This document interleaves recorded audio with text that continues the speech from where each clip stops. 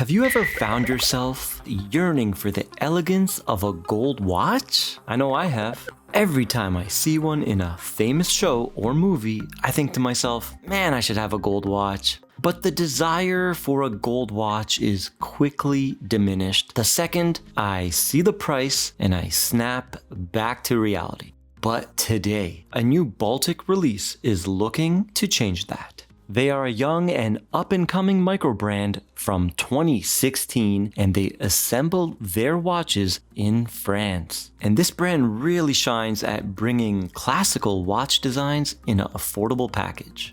Introducing the all-new Baltic MR01 Gold PVD. And right off the bat, this thing looks beautiful. But the golden question is it real gold? Well, of course not. It's a PVD gold tone on top of 316L stainless steel. PVD coatings resist wear and are more durable than the old school gold plating techniques.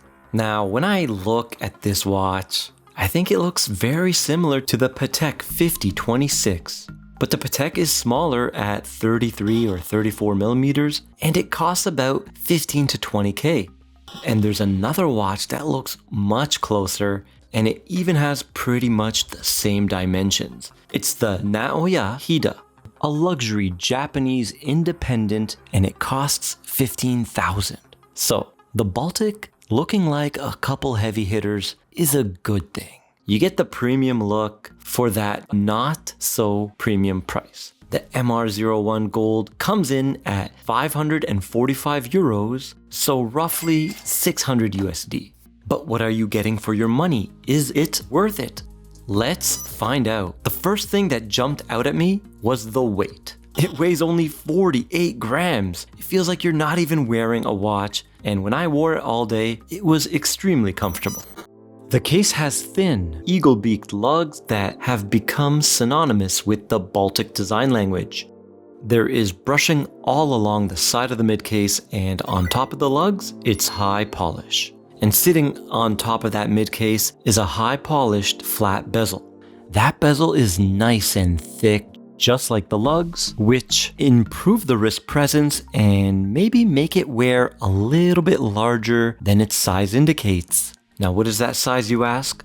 Well, I got 36 millimeters in diameter, a secret measurement of 30.6 millimeters. We got an incredibly thin 9.8 millimeters, and that's even including the double-domed acrylic crystal. And I appreciate the authentic vintage look and feel of the acrylic, but I think people may have preferred a sapphire here. This one picked up a couple hairline scratches during filming, and the sapphire would definitely prevent that, and it would also add some weight to give it more of a premium feel, because as of right now, it comes across as giving me just a standard impression of quality. Now we got drilled lugs and a lug-to-lug of 44 millimeters. Man, 44 millimeters, that's my sweet spot. It's similar to 36 millimeter Rolex Datejusts and the Explorer and even my Grand Seiko SBGW.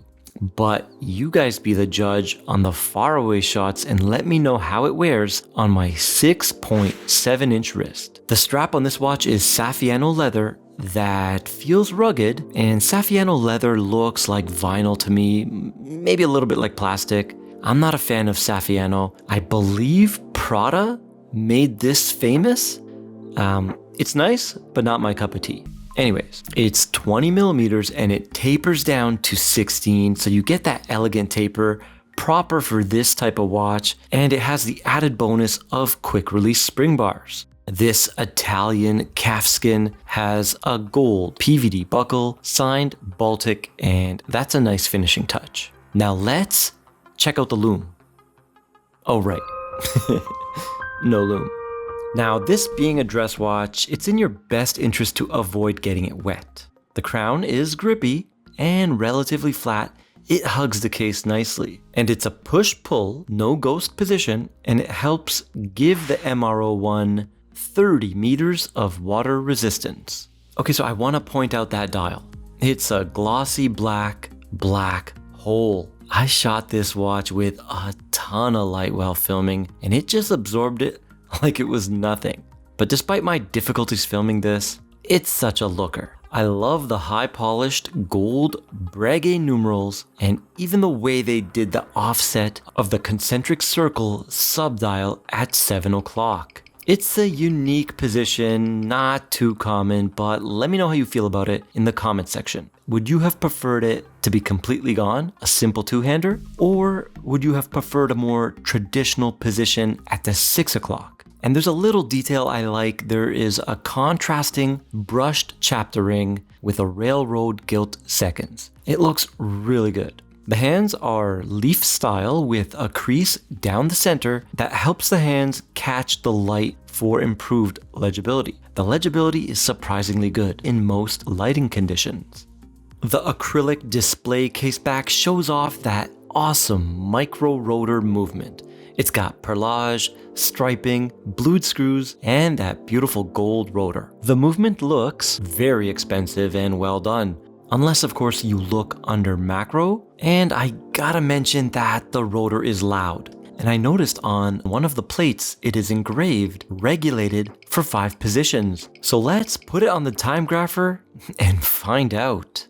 The caliber 5000A from Hangzhou beats away at a smooth 4Hz 28.8 VPH.